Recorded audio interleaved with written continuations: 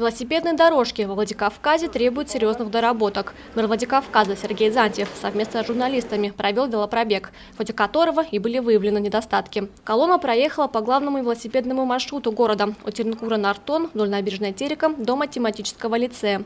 Идея велопроката принадлежит Сергею Зантьеву, а воплотить ее взялись инициативные предприниматели. Главная особенность – взяв велосипед в одной точке города, вы можете оставить его в другой. Число таких контрольных пунктов с каждым годом будет расти, обеспечивая максимально удобный маршрут прогулки. По дороге глава Владикавказа отмечал недостатки велосипедного пути: отсутствие пандуса, велосипедных знаков и разметки, неровный асфальт и открытые канализационные люки. Для комфортной и безопасной езды на велосипеде подобные проблемы недопустимы. Особое внимание должно быть уделено расширению самих велодорожек. Необходима очень такая серьезная работа в плане не только расширения тротуаров, а может быть даже отдельного сделать тротуаров для велосипедистов, поставить знаки.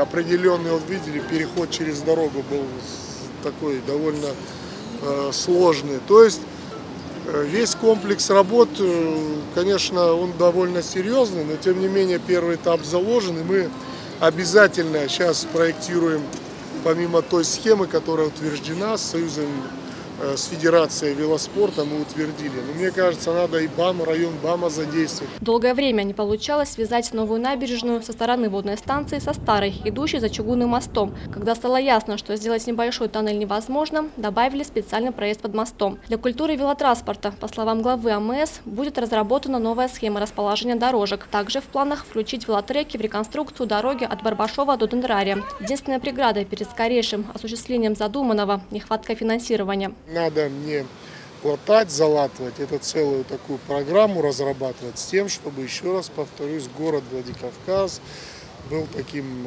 центром массового занятия спортом, активным образом жизни, в частности, такие велопрогулки.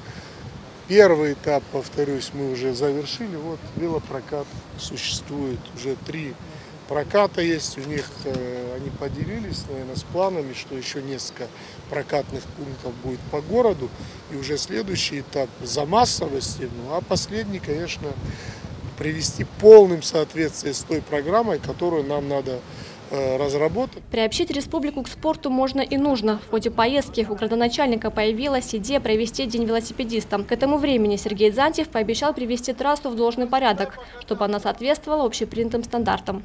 Тома Валева, Лена Гаглоева, Тимур Мазаев, Михаил Безуглов. Осетия ТВ.